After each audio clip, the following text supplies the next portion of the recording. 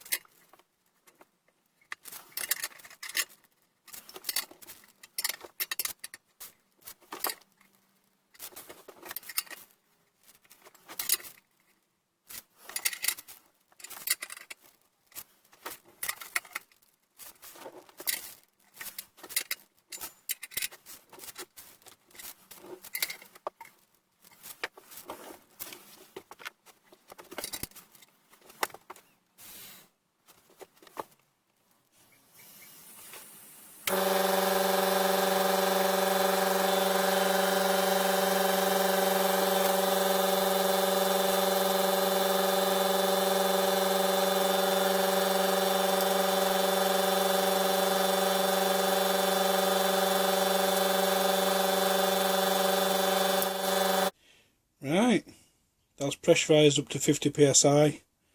That should be enough.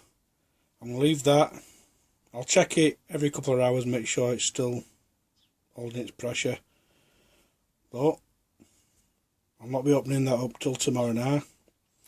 So for me, I've got 24 hours. For you, it's as quick as that. So it's been 24 hours. I'm going to let the air out of the pressure pot, and then we can open it up and see how the resin's turned out.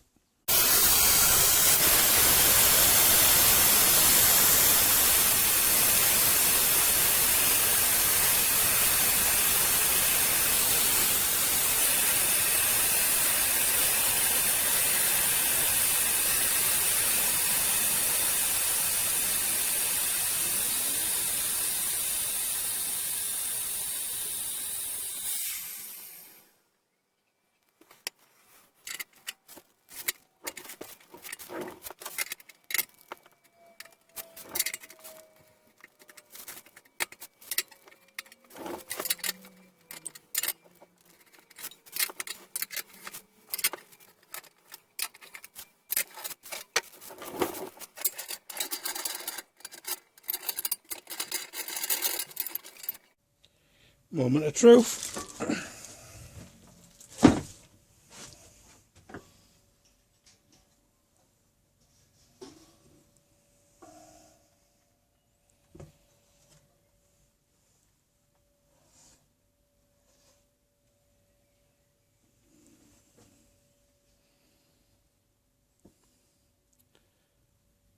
Slight bit of bubbling there, but it's on the reverse side this time.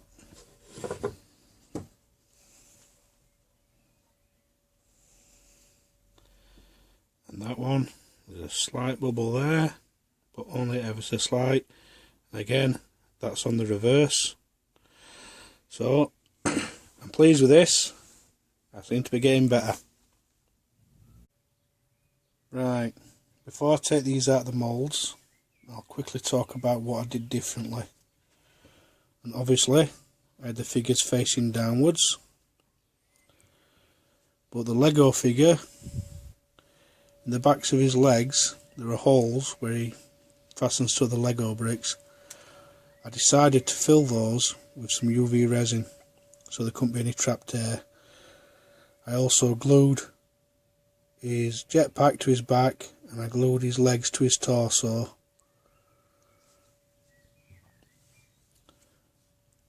I also filled the back of the droid where there's little voids with some UV resin. And I think that's where I went wrong last time. I think the air escaped from the legs or other parts of the Lego figures. But I think these air bubbles, which are only small, which is there's some there, one there, there's a couple there. I think the air has come out of the hair.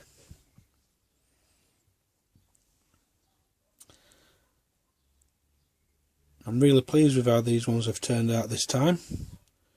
So we'll get them out of the moulds and we'll take a look.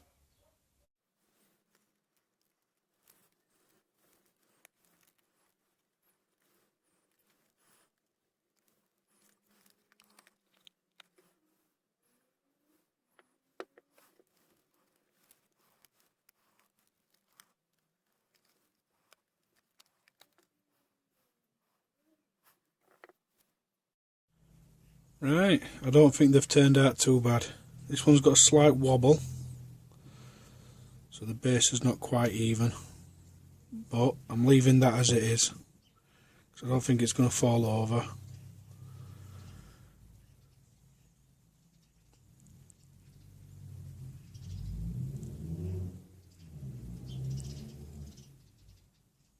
I think they've turned out okay.